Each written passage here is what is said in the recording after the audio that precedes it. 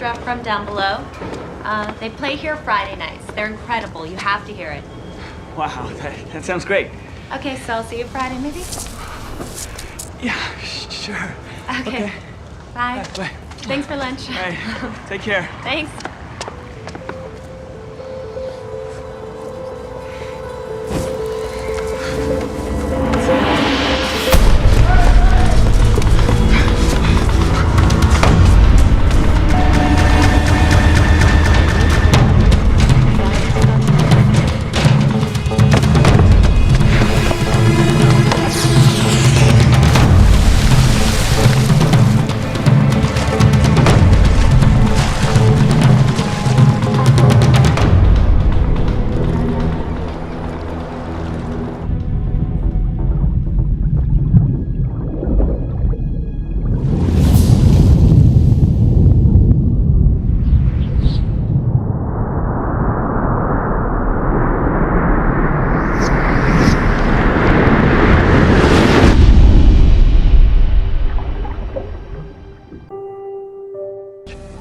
I am not a Masonic authority and want to make that clear, but the authors selected include men who are widely acclaimed as Masonic authorities.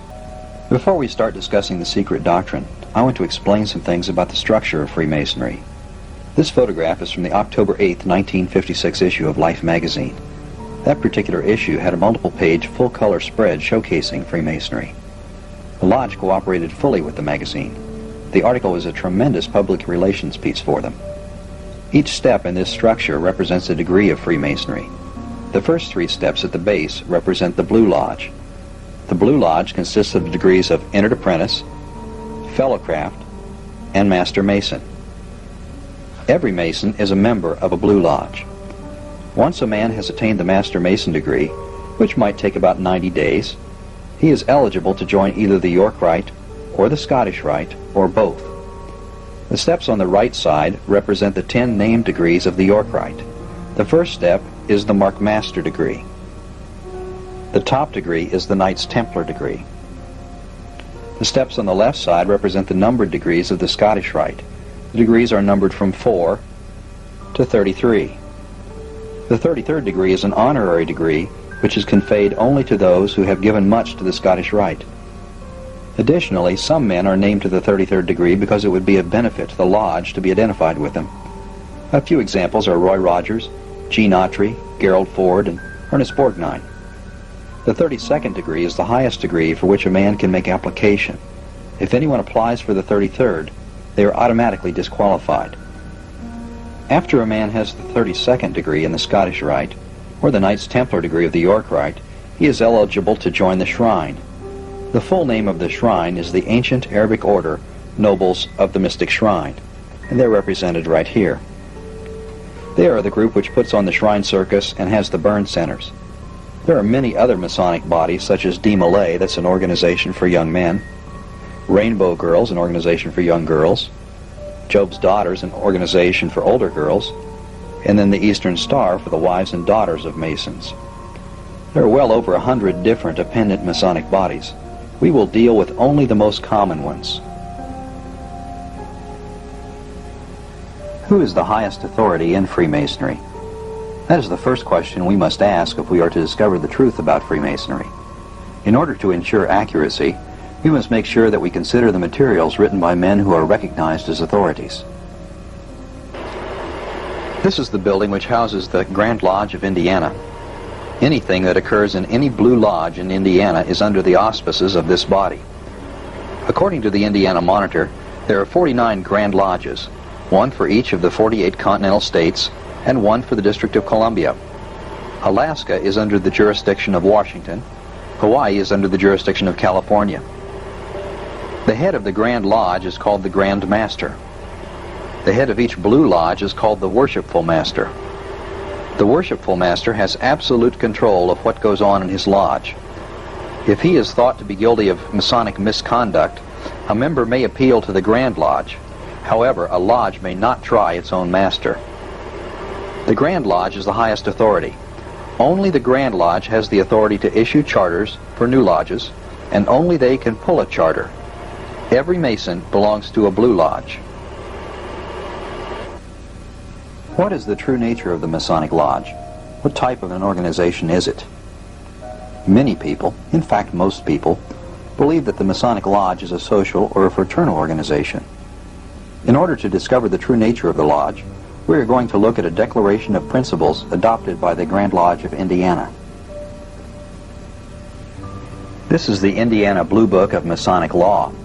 We can see that it's adopted by the Grand Lodge, Free and Accepted Masons of the state of Indiana. And when we look at the bottom of the page, we'll notice that it's published by the authority of the Grand Lodge of Indiana. There is no higher authority. This is a book of Masonic law. It was published by the Grand Lodge to regulate the operation of the Blue Lodges, and other states have similar books. Notice at the bottom that this is published by the authority of the Grand Lodge, Free and Accepted Masons of the state of Indiana, and it's dated 1953. This is page 5 of the Indiana Blue Book of Masonic Law. They list a declaration of principles of the Most Worshipful Grand Lodge of Free and Accepted Masons of the state of Indiana, and this was adopted in 1939 and revised in May 18, 1949. Now this same declaration of principles is found in the books of other lodges. One, for example, would be the Grand Lodge of Georgia uses the same declaration of principles. So it's representative of the typical Masonic organization in any state. We notice that Freemasonry is a charitable, benevolent, educational, and religious society. Its only secrets are in its methods of recognition and of symbolic instruction. You're going to see that that last statement is not really true. Further down on page 5, they state, "It is a social organization only so far as it furnishes additional inducement that men may foregather in numbers, thereby providing more material for its primary work of education, of worship, and of charity." Please notice that the primary work of the Lodge is education, worship, and charity. That definition sounds like a reasonable definition for a church, doesn't it? The social nature of the Lodge is secondary, just as it is in a church. This is page 75 of the Indiana Blue Book of Masonic Law. On page 75, the Blue Book tells us that the Indiana Monitor and Freemason's Guide is accepted by the Grand Lodge of Indiana as the official monitor. Each lodge is required to present a copy to each of its newly raised Master Masons at the conclusion of the Master Mason degree work. This is a copy of the Indiana Monitor and Freemason's Guide. It's a small book which will fit in a shirt pocket. It was donated by a man who renounced Freemasonry after he became aware of some of the material that you're going to see. This monitor was presented to him in 1961. This is the title page of the Indiana Monitor and Freemason's Guide, and we notice down at the bottom that it is published by the authority of the Most Worshipful Grand Lodge of Free and Accepted Masons of the state of Indiana. It is a 1959 copy, and it has the seal of the Grand Lodge. On page 35 of the Indiana Monitor and Freemason's Guide, we find the same declaration of principles that was in the Indiana Blue Book of Masonic Law.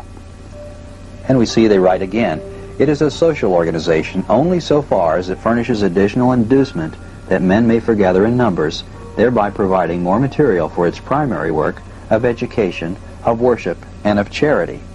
We see that each man raised to Master Mason in Indiana is told that the purpose of the Lodge is education, worship, and charity.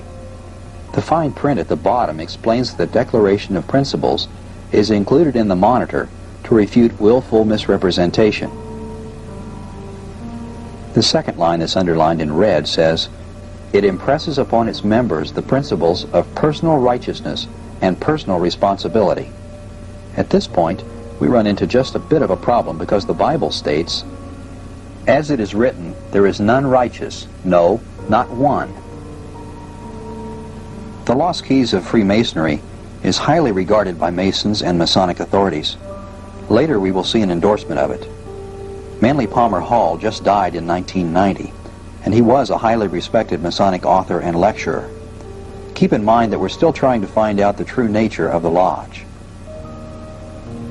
This is the title page for the Lost Keys of Freemasonry. It's by Manly Palmer Hall. We notice he's also the author of Masonic, Hermetic, Kabbalistic, and Rosicrucian Symbolical Philosophy. And we're going to see that book later. Notice down at the bottom that it is published by the McCoy Publishing and Masonic Supply Company. That's the leading Masonic publisher and supplier. This is page 19 of the Lost Keys of Freemasonry. And I want to show you Hall's opinion of the lodge. He says the Masonic Order is not a mere social organization, but is composed of all those who have banded themselves together to learn and apply the principles of mysticism and the occult rites. This sign is on the front of a Prince Hall Masonic temple. That's the Black Lodge. Notice that the word temple appears on the sign of this lodge. The sign doesn't say Masonic Clubhouse or Masonic Social Hall, but rather Masonic Temple. This is the entrance to the Grand Lodge of Indiana. Notice above the door the sign Masonic Temple. Even the Grand Lodge entrance acknowledges that the building is a temple. Well, we must conclude that the Masonic Lodge is not a social organization. We are forced to accept this because Masonic authorities have made it clear from their writings. What is the purpose of the Masonic Lodge? This is the Great Teachings of Masonry by Henry L. Haywood. Haywood is a noted Masonic historian from the Lodge of Iowa. He gives us a rather descriptive purpose statement. Haywood is a widely respected Masonic author. He is quoted in the footnotes of the Indiana Monitor and Freemason's Guide, in fact. This is the title page for the Great Teachings of Masonry by Haywood, and we note at the bottom that it also is published by the McCoy Publishing and Masonic Supply Company.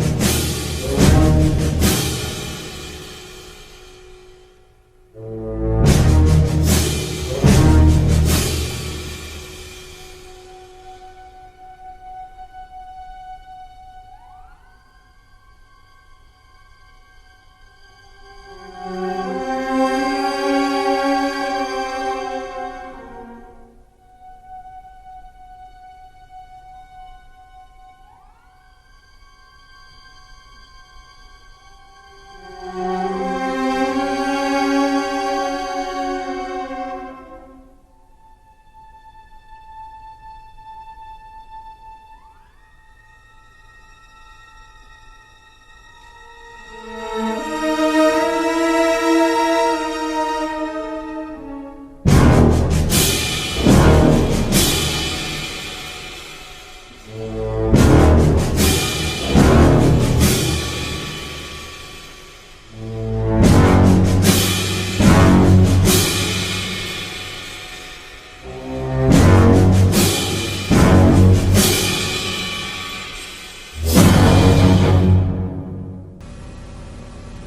is chapter 33. It's in the chapter on the meaning of initiation and secrecy. And we're going to see what Haywood says about the purpose of the lodge. He says the fraternity itself exists in order to keep fixed on a man a certain set of influences and in order to bring about certain changes in the world, etc.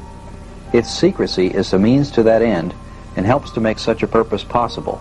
Don't assume that what you are reading was written by Christians.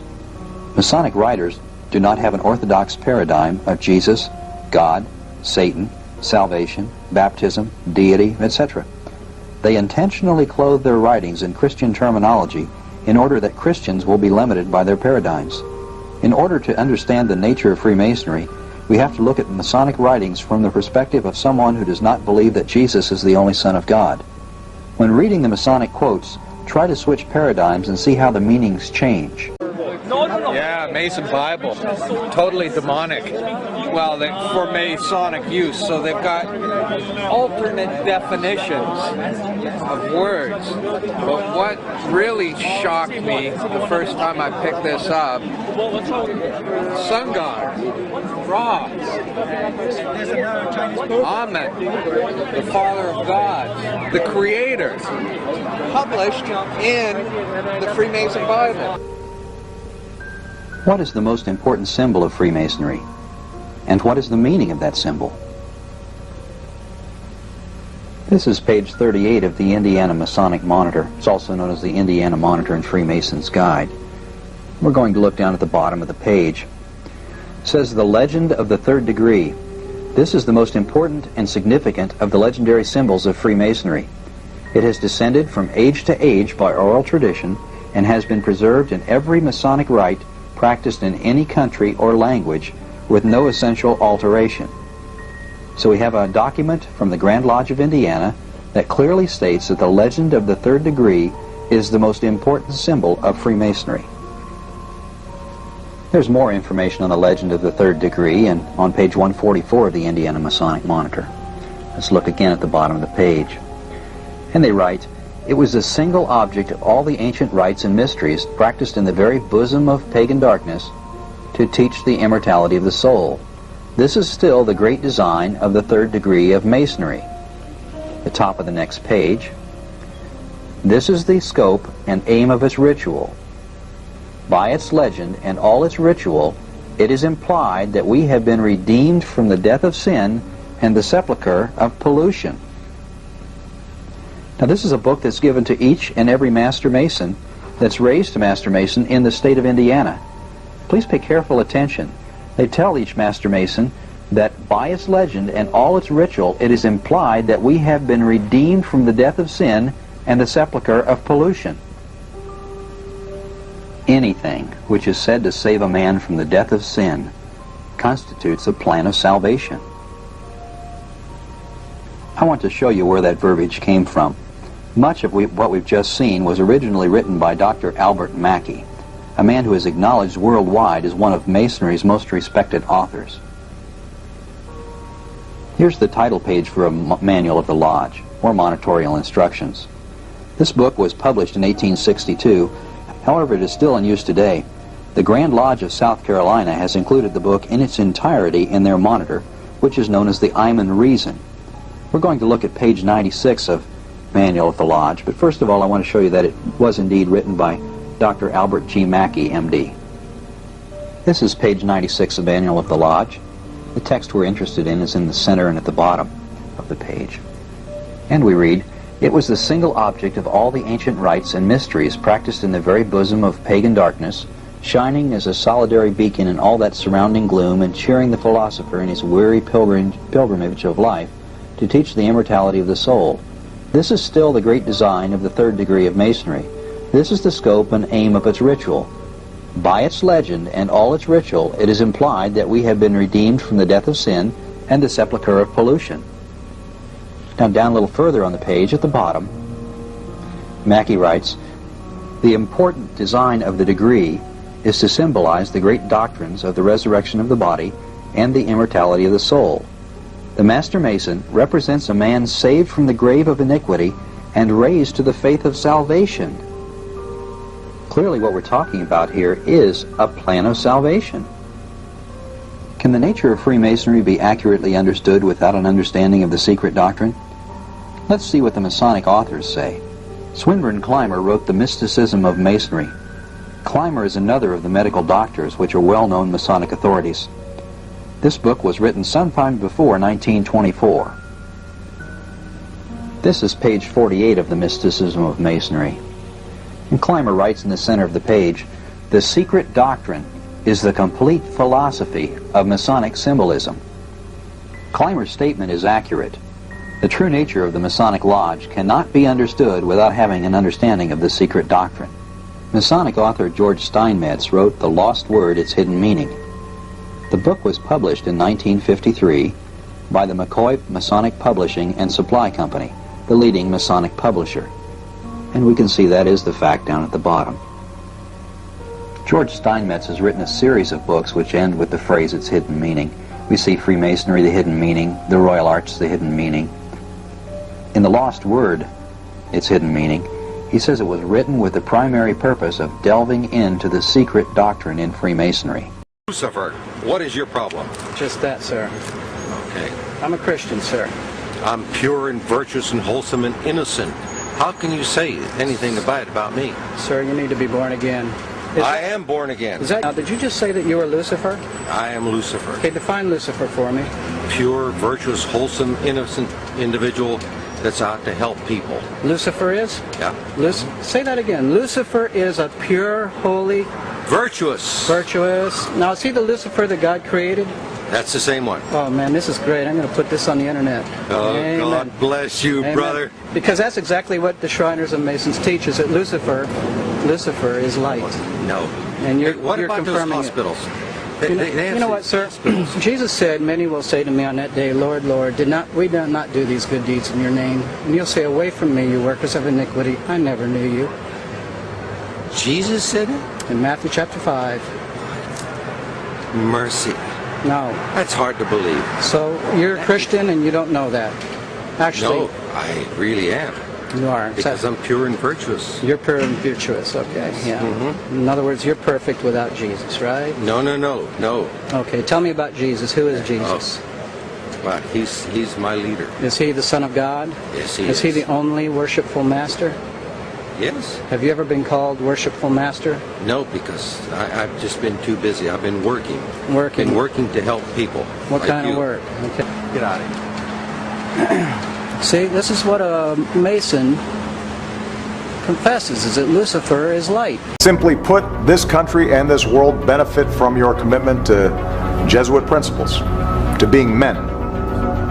As a graduate of another great Jesuit institution, Xavier University, I have great affection for the value and purpose of a Jesuit education. On page 10, chapter 2 is titled The Secret Doctrine. We find the following.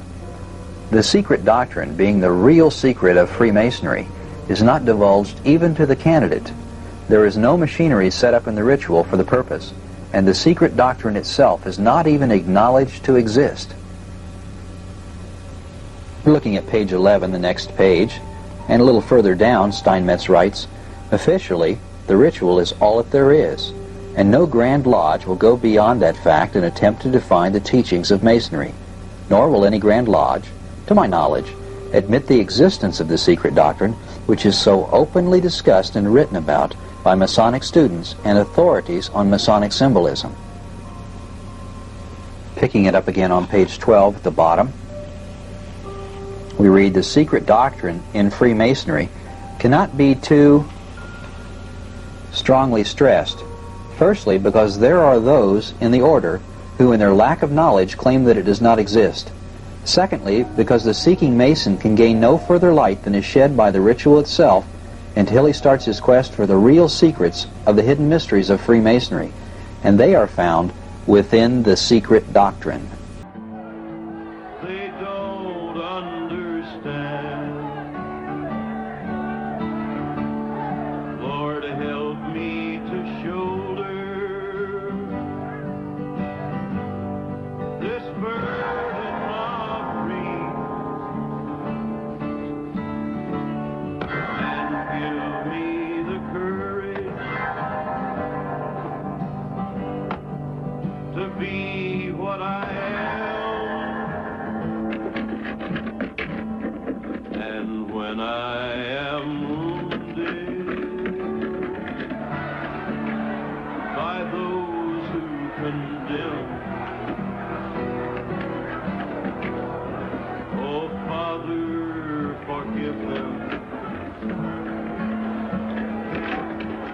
they don't understand. Father, forgive them. They don't understand. Reach out, touch faith.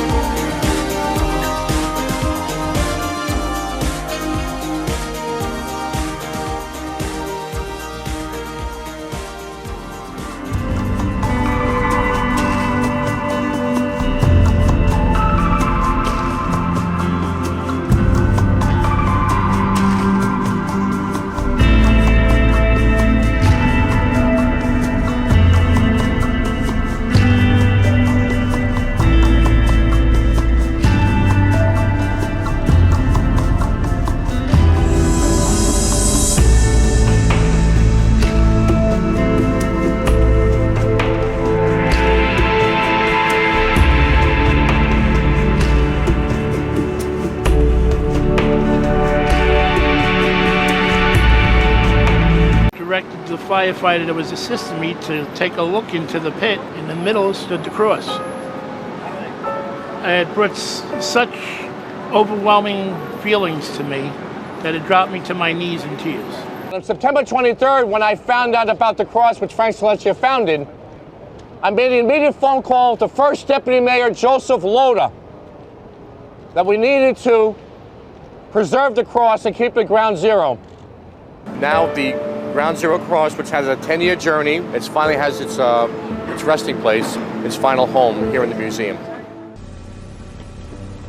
What does the Grand Lodge of Indiana do to encourage the new Master Mason to discover the secret doctrine? Remember that each man that's raised to Master Mason in the state of Indiana is given a copy of the Indiana Monitor and Freemason's Guide, which is also known as the Indiana Masonic Monitor. On page 124 we find the following text. In the ceremonies of making a Mason, we do not attempt to do more than to indicate the pathway to Masonic knowledge. The brother must pursue the journey or complete the structure for himself by reading and reflection. Clearly, the Grand Lodge of Indiana tells new Masons that they are not being given all of the facts about Freemasonry, but must read and reflect to obtain a true understanding. Which books would a Mason read to learn about Freemasonry? Obviously, those written by Masonic authors. Do all Grand Lodges point the way to the secret doctrine in the same manner? Well, we're going to see that there are variations, slight variations from state to state, but in all cases they point the new Mason to Masonic books to learn more about Freemasonry. Here are several Masonic monitors. We don't have time to go through all of these, but this is the one for the Lodge of West Virginia. This is the Masonic Manual and Code. That's the Peach State, Georgia. This is the I'm and Reason. This is the one that has Manual of the Lodge reproduced in its entirety. And I'll show you that here real quick. You can see that that does have Manual of the Lodge there, and it reproduces the entire book in its Monitor of South Carolina. Then we've got the Monitor from North Carolina. It's much smaller. We've got the Kentucky Monitor. That's from the Bluegrass State. We have the Michigan Monitor and Ceremonies. And then the Manual of Dayton Lodge number 147. There are slight variations in all of these monitors, and they have various names. Love is a burning thing, and it makes a fiery ring, bound by wild desire. I fell into a ring of fire. I fell into a burning ring of fire. I went down, down, down, and the flames went higher, and it burns, burns, burns, the ring of fire, the ring of fire. We know this will take trillions, not billions of dollars. We also know that countries, many of whom are burdened by growing levels of debt, simply cannot afford to go green. Here we need a vast military-style campaign to marshal the strength of the global private sector, with trillions at its disposal, far beyond global GDP, and with the greatest respect, beyond even the governments of the world's leaders. It offers the only real prospect of achieving fundamental economic transition. Do all Grand Lodges point the way to the secret doctrine in the same manner? Well, we're going to see that there are variations, slight variations from state to state, but in all cases they point the new Mason to Masonic books to learn more about Freemasonry. Here are several Masonic monitors. We don't have time to go through all of these, but this is the one for the Lodge of West Virginia. This is the Masonic Manual and Code. That's the Peach State, Georgia. This is the I'm and Reason. This is the one that has Manual of the Lodge reproduced in its entirety, and I'll show you that here real quick. You can see that that does have Manual of the Lodge there, and it reproduces the entire book in its Monitor of South Carolina. Then we've got the Monitor from North Carolina. It's much smaller. We've got the Kentucky Monitor. That's from the Bluegrass State. We have the Michigan Monitor and Ceremonies. And then the Manual of Dayton Lodge number 147. There are slight variations in all of these monitors, and they have various names. Faith is what has gotten me through difficult times in my life. I lost my wife and daughter when my son had stage 4 glioblastoma. It was a matter of months. Personally for me, faith, it's all about hope and purpose and strength. And for me, my religion is just an enormous sense of solace. I go to Mass and I say the Rosary. I find it to be incredibly comforting. And Kierkegaard said, faith sees best in the dark. Think of all the people you know who are going through horrible things, and they get up every morning and they put one foot in front of the other. I marvel at people who absorb hurt and just get back up. And I'm absolutely, thoroughly convinced and optimistic about the prospects of this country. No, I really mean it. There is nothing we can't do. President Trump, who attended Fordham, a Jesuit university, came face to face today with the first Jesuit Pope. The rest is history. Many of you missed your prom, sporting events, and celebration with your friends. But you were quick to find new ways to stay connected and active while remaining focused on finishing your education. You proved to the entire world that you can set your mind to something important, push through and succeed, showing all of us that you, our next generation, already possess the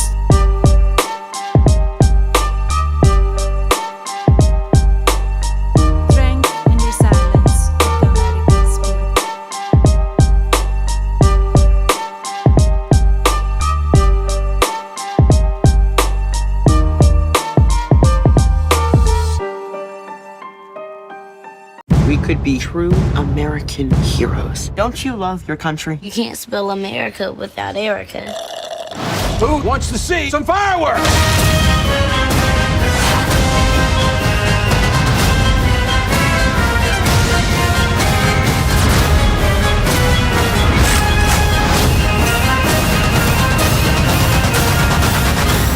Doesn't that just lift your spirits?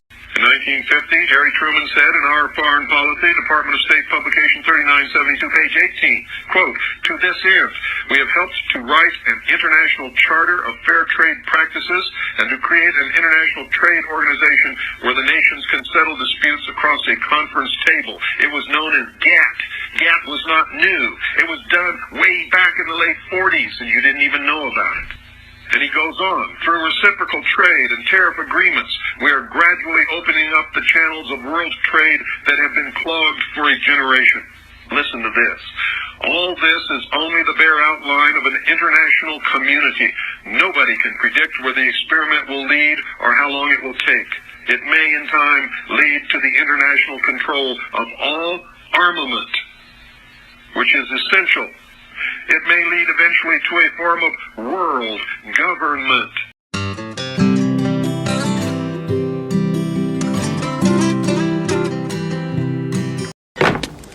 Good morning!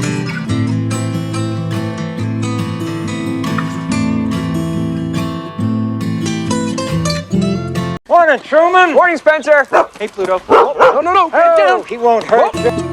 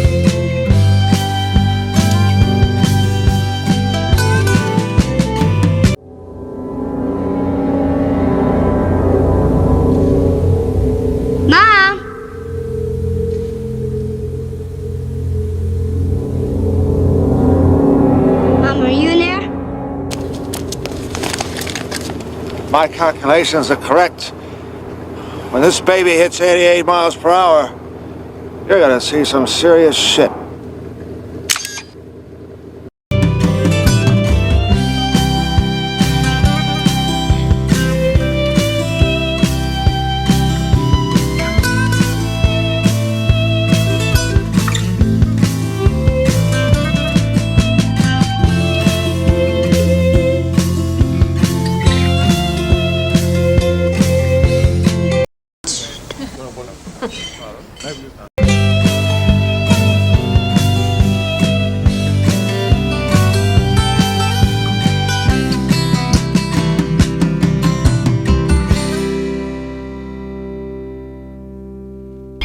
Okay, he's making his turn on the Lancaster Square.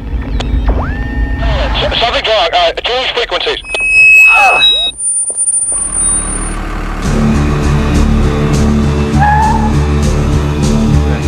They were bust.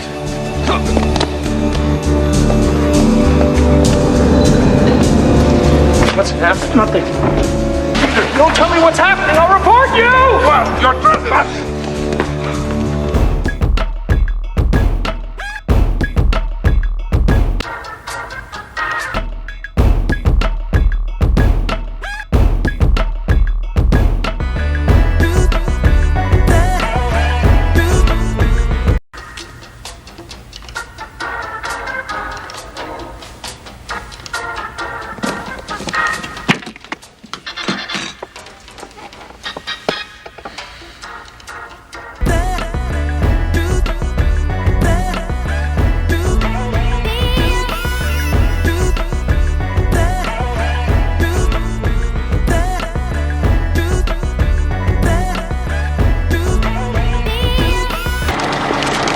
Windy City, here we come. Hi.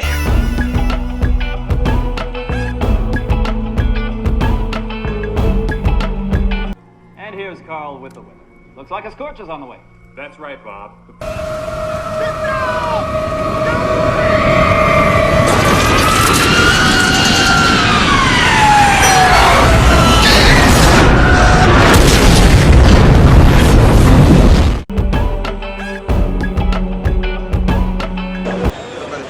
Hello, officer. Where find bus center?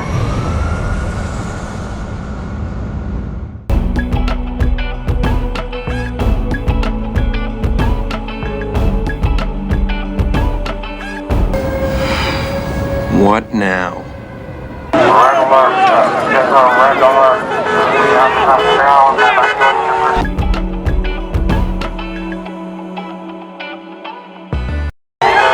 Truman, looks like a leak at the plant.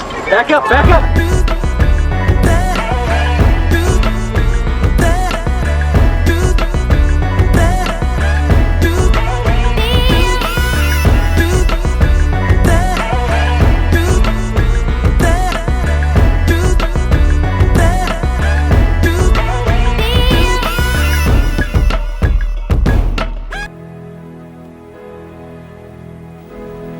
It's okay, Truman. I understand. I have been watching you your whole life. I was watching when you were born. I was watching when you took your first step. I watched you on your first day of school.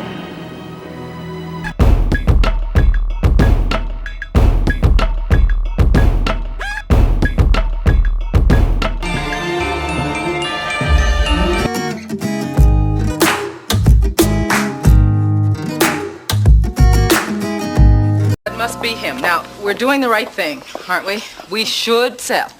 Oh my God, she's buckling, Dad. Throw some cold water on her. Carlton! Of course we're doing the right thing, sweetheart. Sir, it is my esteemed pleasure to introduce Mr. and Mrs. Donald Trump.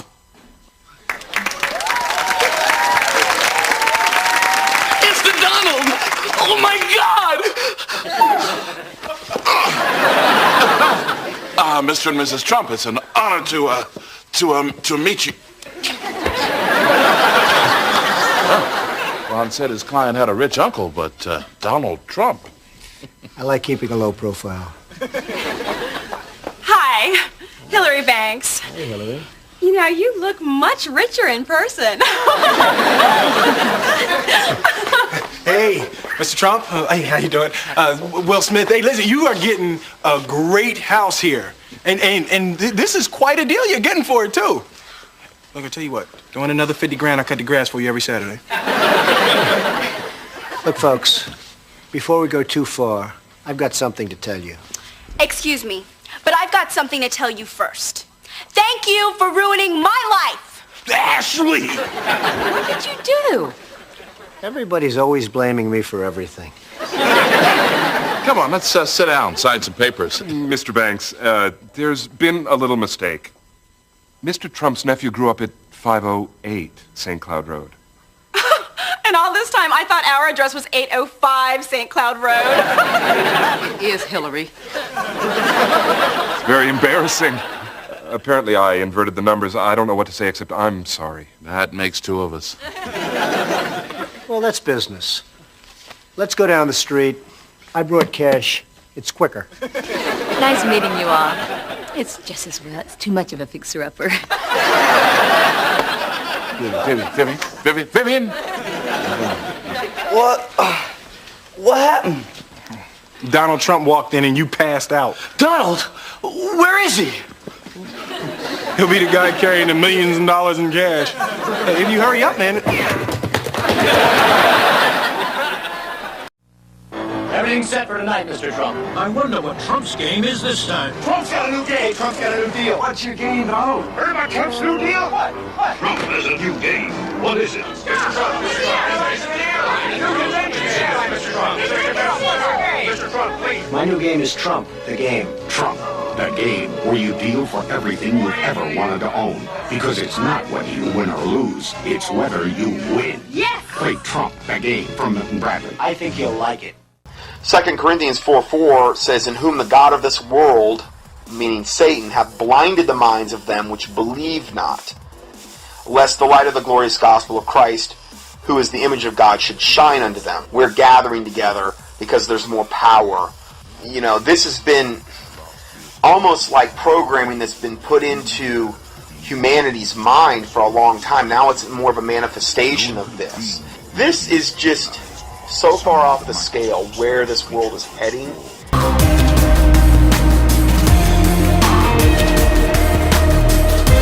The amount of time, effort, money that is being expended by Satan and his minions to implement his agenda.